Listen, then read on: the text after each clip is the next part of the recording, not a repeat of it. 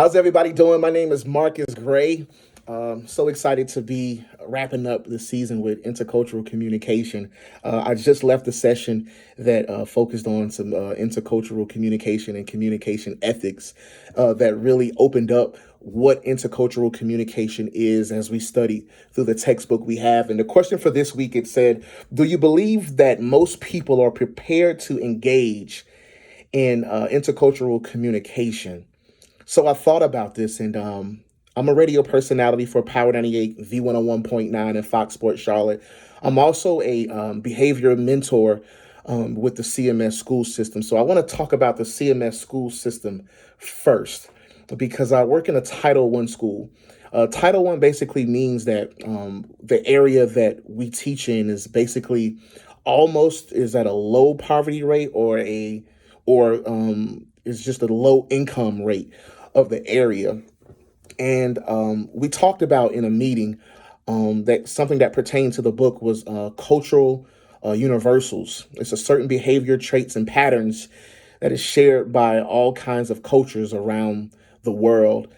For example, like music and art. But I kind of related to this definition to some of the way that our families had lived. We have a lot of grandparents and great grandparents whose culture was not a wealthy culture. And culture basically tells us it's a system of behaviors, values, or belief or traditions and artifacts transmitted through generation. So one of the biggest things we try to explain to our parents is how to accumulate generational wealth. One of the most difficult conversations to have because what's so difficult about engaging intercultural communication in Title I is that a majority of our teachers are Caucasian females in the age range of 21 and 25.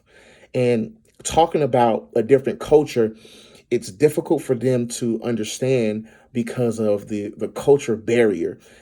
Some of them don't understand why certain kids are the way they are mentally. They don't understand their physical well-beings or their mental well-being. So it's in the school system, it's definitely one of the most difficult things to talk about amongst our teachers in the school system. Culture forms the basic foundation of our overall life and behavior. Like I said, we have a lot of parents that kind of lived a certain way based on how they were raised, and also culture implies the overall way of life for a group or individuals. In this situation, we're talking about families and then CMS school system. On the radio aspect, how do we engage in intercultural communication? Well, our demographic in radio is predominantly Black. So when we're talking about engaging intercultural communication, we're talking about the lifestyle, the music. We also talk about the sender and the receiver of how me as a personality puts out messages for kids to listen to. What's my narrative? I try to keep my narrative a positive narrative because I want kids to understand that the messages I send out, I want them to interpret those messages in a positive light.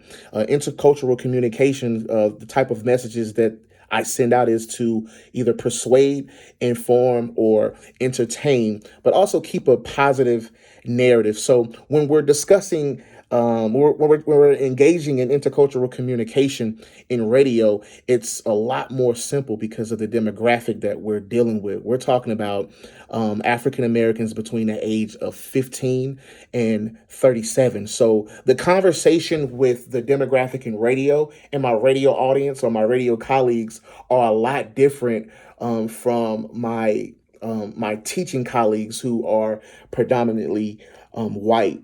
So intercultural communication occurs when a person from one culture sends a message to be processed by a person from another culture. So we have our teachers in our school system. And one of the most difficult things for me is trying to get them to send messages to our Black students to where it's understood without feeling restricted by their emotions.